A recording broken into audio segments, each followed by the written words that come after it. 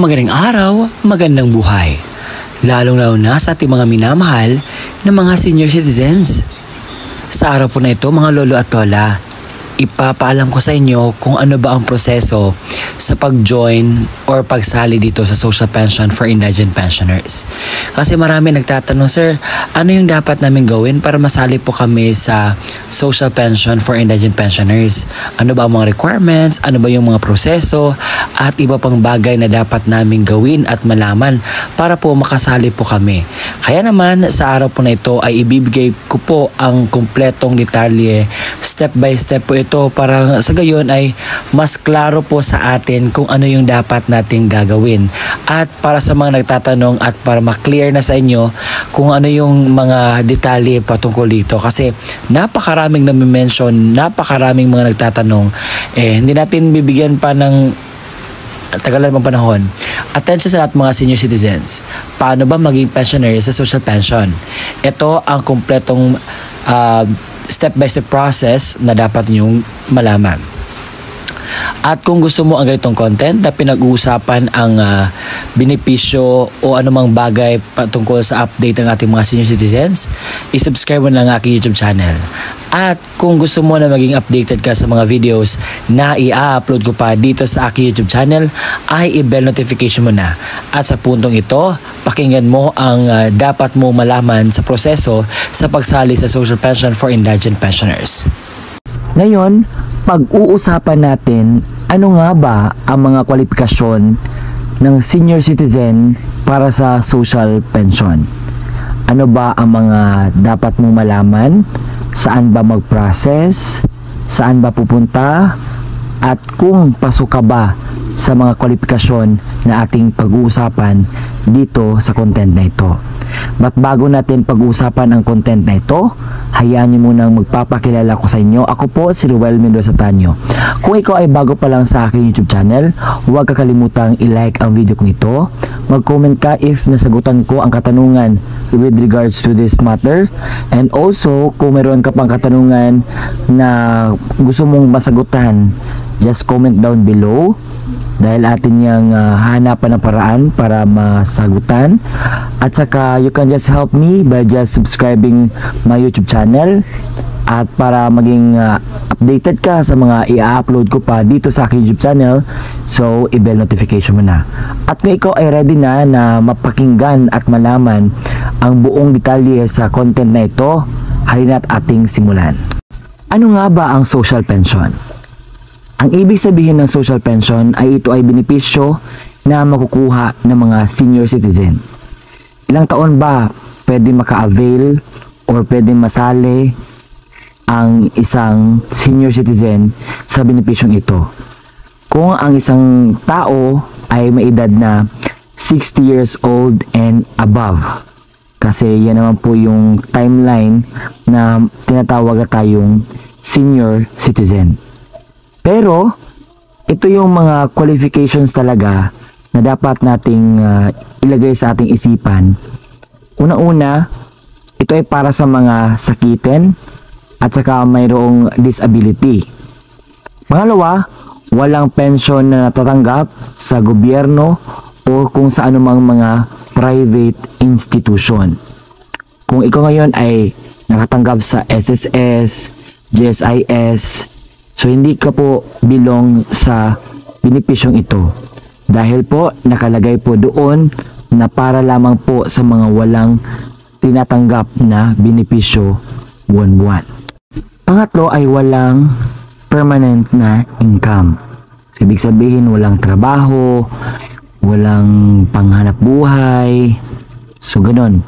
Kung ngayon ikaw ay pasok sa lahat ng mga qualifications, so ang gagawin natin ngayon ay kinakailangan mag-apply tayo. Ngayon pag-uusapan natin saan ba tayo mag-a-apply ng social pension for indigent personnel. Tayo po ay mag-a-apply sa DSWD. Alam ko mayroon na kayong ideya kung ano po ang DSWD at kung saan po ang pinakamalapit na DSWD office sa inyo. Doon po tayo pupunta. So una-una po ang gagawin natin is mag-fill out tayo ng form na magpa-register tayo doon. So hahanap tayo ng makakatulong sa atin if kayo po ay hindi na po kayo makakita at filled out ng form. You can reach someone na tutulong sa prosesong ito. Pwede po kayo magpatulong sa iyong mga anak o sa kung sino pa yung pwede mong lapitan. At pagkatapos na mag-filled out ng form na ito, so ang gagawin is mag-validate po iyon kung ang ginawa mo ay tama, kung ikaw po ba yung tao na yon na nag-file ng social pension. Pangalawa is kinakailangan pong magdaan kayo sa interview. So sa interview, basic questions kung ano yung nilagay mo doon sa form, kung totoo ba yun o hindi. So yun naman po ang mga malagay na details po sa inyo. So pangatlo, ito po ang gusto ko pong i-clear sa inyo.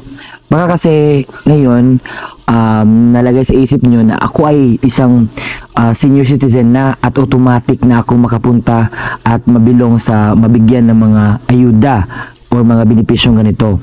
So you need to do the process po, magpa-register po muna para malagay po yung pangalan po natin.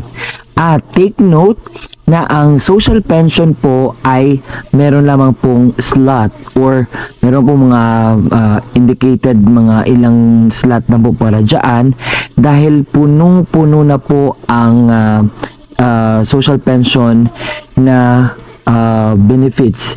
Napakarami na pong nakapag-apply at mga kwalipikado, mga beneficiaries sa social pension. Kaya, ang gagawin natin, kinakailangan tayong mag-antay ng ilang months, years before tayo makapasok sa social pension. Kaya, maraming mga nasa waiting list. So, kung mabakante yung isang slot, so, meron isa naman ang ipasok. So, hindi ibig sabihin po na pasok na kayo sa qualifications ay makakapasok po kayo kaagad. Hindi po ganun. Kinakailangan pa po na mag-antay tayo na mayroong slot na ma-open para naman tayo na maka-avail sa benepisyong ito.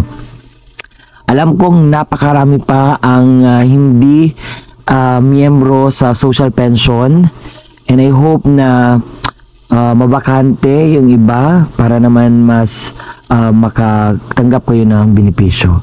Ngayon naman pag-uusapan natin magkano ba ang matatanggap sa mga beneficiaries ng social pension. Magkano nga ba ang tinatanggap ng mga social pensioner? So, enacted in July 2022, ang dating 500 pesos po dinoble at naging 1,000 pesos na po ito ngayon. At saka laking tulong na po yan sa mga senior citizen kasi po ang mga senior citizen meron na po na yung mga maintenance at they really need this help na galing po sa kung saan man galing. Baka kayo ay magtatanong kung kailan nga ba ang payout nito. Nung dati every quarter, ngayon po ginawang every 6 months na po before mag-payout. At yun nga, yung bago palang payout is nakatanggap yung mga senior citizen na mga beneficiaries ng 6,000 pesos.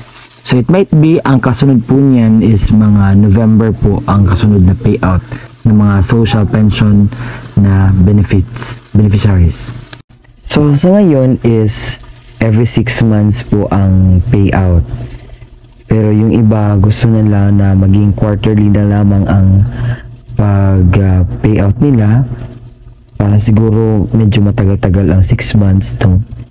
Pero okay siguro na maging ano na lang, every quarter na lang talaga. So according sa isang si Gatchalian na parang ibalik talaga sa quarterly. Akala nyo nakalimutan ko yung requirements sa pag-apply? Hindi po. So, ang una nyong gagawin is pumunta po kayo dapat pala sa OSCA or kung saan po ang pinakamalapit na OSCA office sa inyo para sa pagpa-register doon kung ikaw po ay isang senior citizen na. So, ang dadalhin niyo po doon is senior citizen ID or kahit anong mga valid ID na naka-indicate po doon ang araw ng iyong kapanganakan. Pangalawa po is birth certificate. Napaka-importante po. At yung sinasabi ko kanina, yung pag-filled out ng social pension application form. At kapag may bakante po o may slot po na may bigay sa inyo, yun po, napakalaking tulong na po yun sa atin. At ngayon meron nga yung universal social pension, mas mabuti nga yun. Ito ang isa sa mga pinakahintay ko na benepisyo na mabibigay sa ating mga senior citizen, dahil ang universal social pension, ang mangyayari po kasi kahit anong estado mo sa buhay, mayaman ka man, mahirap, kung ano mang indigents mo, kung ano mang trabaho mo, lahat po, as long as kapag ikaw ay isang senior citizen, pasok ka po dito sa universal social pension. Pero as of this moment, hindi pa natin malalaman kung kailan po ito maisakatuparan, or what I mean, kailan ito ma-implement. Very helpful talaga, I swear.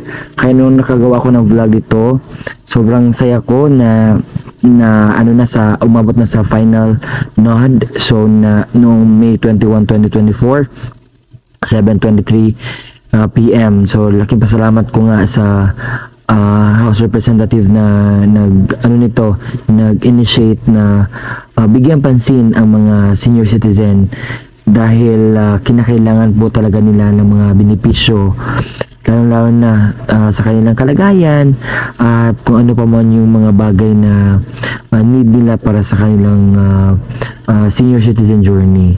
So I hope na ma-implement na itong universal social pension, nang sa gayon makakatulong naman sa mga pensioners, no? Baka tatanungin nyo ako kung saan ba yun nanggaling yung 500 naging 1,000. So according po yun sa Republic Act 11916, also known as an act increasing the social pension of senior citizen, which lapsed into law in July 2022. Indigent senior citizens are now entitled to a monthly stipend of 1,000 pesos from the previous 500 pesos per month starting January 2024. So, ayun po, nakita po natin ang kung saan po nanggaling po yung impormasyon na iyon na sabi ko kanina. May nakita po akong isang news sa Facebook, at ito po ay sa RMN. So, nasabi dito na higit kumulang 13,000 na senior citizen ang nabigyan sa Western Visayas na binag-ungunahan ng DSWD ang social pension program. So sa Visayas po, yan po, maraming nakatanggap. Isa po yun sa mga pruweba na ang social pension po ay really helping and giving the best for our senior citizens na mga beneficiaries. Napakarami pong mga senior citizen, and I hope na marami pang makaka-avail ng programang ito, nang sa gayon matutulungan din ang kanilang mga needs. So nakita naman natin si nanay, yung unang nakapila. So alam natin na kinakailangan talaga nila ng support, financial support for their maintenance and for their living also.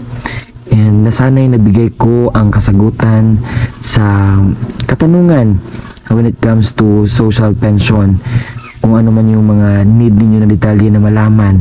So binigay ko lamang po ang kasagutan sa katanungan, and I hope na nakatulong ako sa pagbigay nito, at hindi ako magdalawang isip na magbigay ng mga impormasyon when it comes to helping everyone, lalo na sa mga senior citizen, dahil malapit po yan sa aking puso.